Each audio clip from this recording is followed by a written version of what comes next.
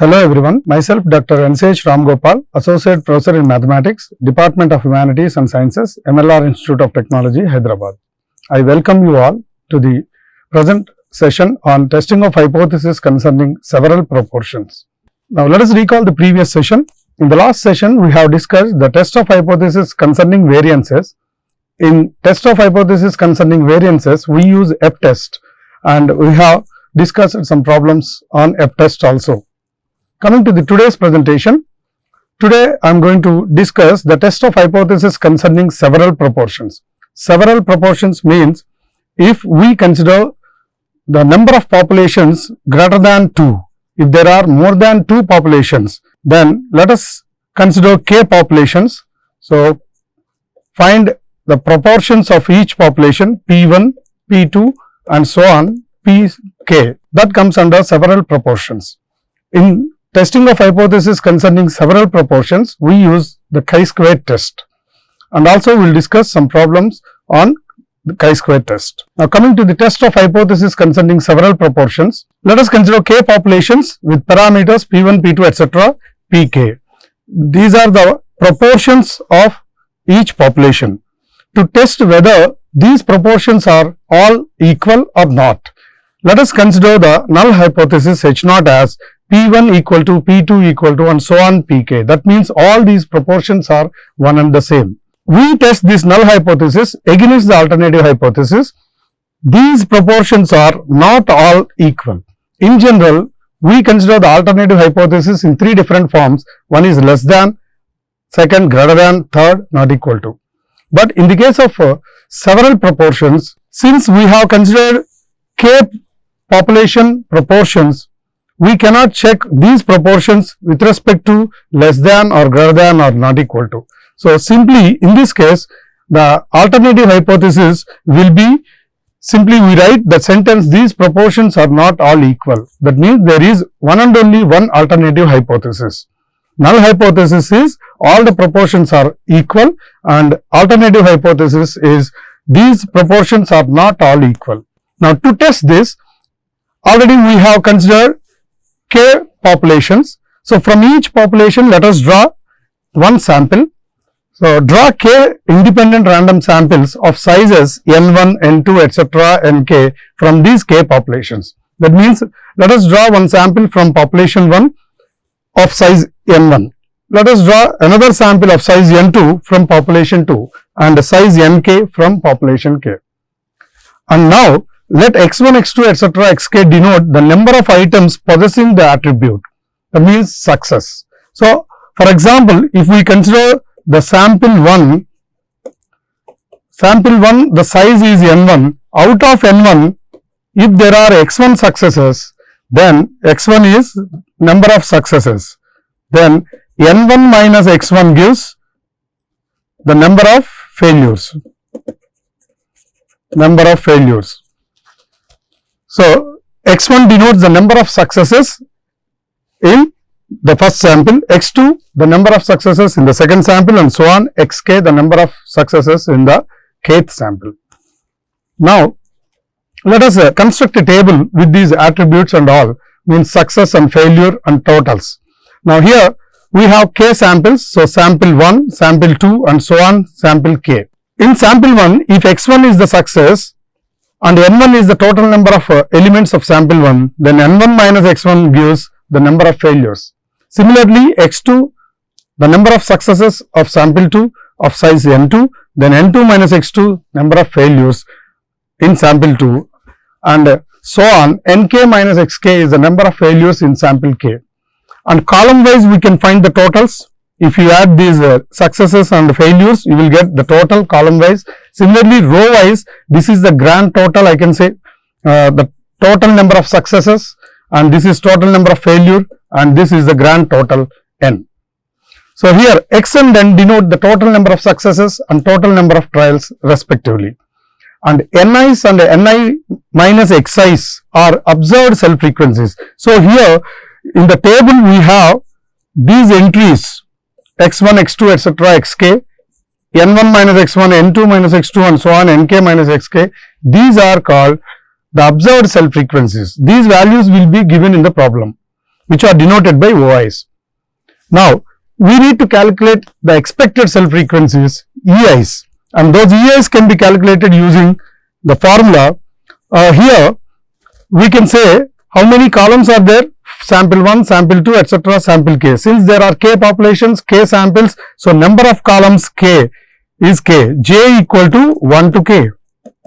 But coming to I, the number of rows, there are only two categories, either success or failure. So, the number of rows I equal to 1, 2, whereas j, the number of columns 1 to k. That k depends on the number of samples or number of proportions given in the problem. So, here the expected cell frequencies are given by E1j and E2j. This E1j denotes the expected cell frequency corresponding to the first row, E2j denotes corresponding to the second row. And we have the formula to find the A1j is Nj x by N. Nj is the column total of jth column, x total number of successes, and N total number of trials. So, E1j, this one represents the first row. First row is corresponding to successes. So, total number of successes by total number of trials, x by N multiplied by the corresponding column total. Similarly, E2j, E2, this 2 denotes the second row is corresponding to failures.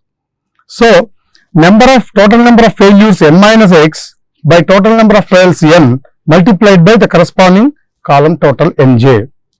So, like this we can find the expected cell frequencies. Now, let us discuss the test of hypothesis concerning several proportions. The test is as usual, involves 6 steps: null hypothesis, alternative hypothesis, level of significance, critical region, test statistic, and decision finally. Here in the case of several proportions, the null hypothesis is considered as all the proportions are equal. That means P1 equal to P2 equal to and so on Pk. And we test this null hypothesis against the alternative hypothesis that not all these proportions are same. And we test this at given level of significance alpha, either 5% or 1%. And the critical region here, since there is one and only one alternative hypothesis, there will be one condition only. Simply reject the null hypothesis if the calculated value is greater than that of tabular value. And the test statistic is given by chi-square calculated is sigma I equal to 1 to 2. You see here I equal to 1 to 2, I denotes the number of rows. There are only two categories, success or failure. So, I equal to 1 to 2, and sigma j equal to 1 to k, that depends on number of proportions given. If k proportions are given, j equal to 1 to k, and Oij minus Eij whole square by Eij. This is the formula to find the calculated value. So, here Oij are the observed cell frequencies and Eij are the expected cell frequencies. Oijs will be given in the problem, Eijs we can calculate using the previous formula, where E1j is given by Nj into x by N, E2j is given by Nj into N minus x by N. And finally, we take the decision by comparing the tabular value and calculated value. Here the tabular value that we can write in step number 4 in critical region for 5% level of significance and 1% level of significance, we can find the tabular value and corresponding to mu equal to k minus 1 degrees of freedom. This chi-square calculated value follows chi-square distribution with k minus 1 degrees of freedom, where k is the number of values given or number of populations, number of population proportions. Now, let us discuss one problem. Test whether there is a significant difference at 5% level in the quality of teaching among 4 engineering colleges, capital A, capital B, capital C and D of a technological university if the number of failures are 26, 23, 15 and 32 respectively. Assume that each college has a strength of 200 students. So, here the given data is each college has 200 students. So, there are 4 engineering colleges A, B, C, D. In each college 200 students are there. Let us assume same strength. So, 200 for all 4 colleges, and in college A 26, there are 26 failures. So, 200 minus 26, that 174 students passed in the examination. Similarly, from B, 23, from C, 15, and from D, it is 32. So, we can calculate the number of successes in all these 4 cases. So, let us construct that table here. Let P1, P2, P3, P4 be the proportions of students who passed in the examination from colleges A, B, C and D. Since 4 colleges are given, we have considered 4 proportions, 4 population proportions. Now, college A, B, C, D, successes, just now we have calculated out of 226 failures. So, 174, 177, 185, 168, 704. This is the total row wise, and failures, total number of failures, and column wise totals. Since the strength is the same, the column wise total is the same. N1 equal to N2 equal to N3 equal to N4 equal to 200, and this is the grand total 800.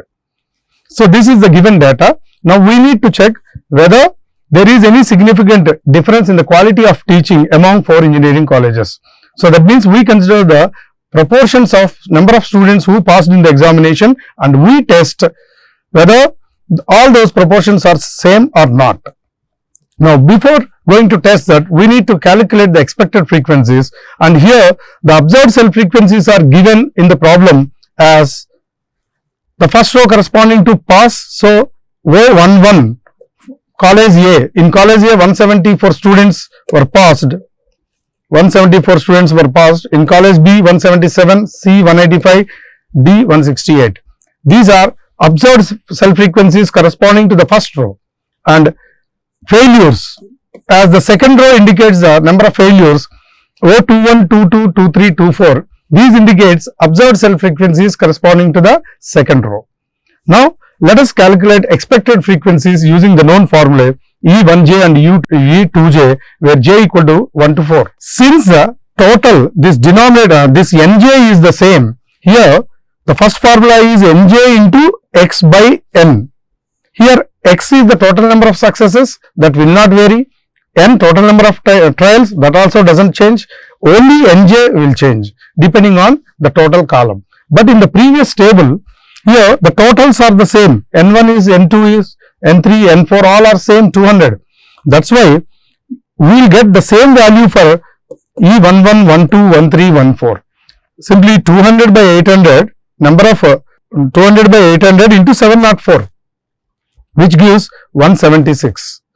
This is the same value for the remaining observed expected frequencies also. Similarly, coming to the second row, E21, again the same, 200 by 800 into 96, which is 24, and that is equal to O22, 23, 24. So, we have observed cell frequencies and we have calculated expected cell frequencies, so that we can test whether all these population proportions are same or not.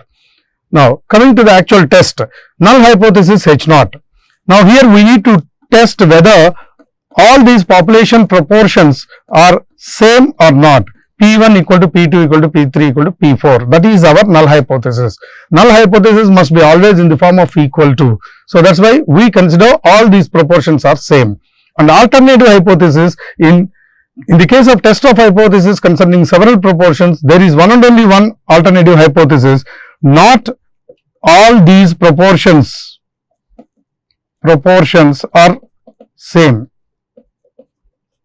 That means some of them may be equal, but not all are not equal. And level of significance alpha, test at 5% level of significance, it is given 5%. So, alpha equal to 0.05.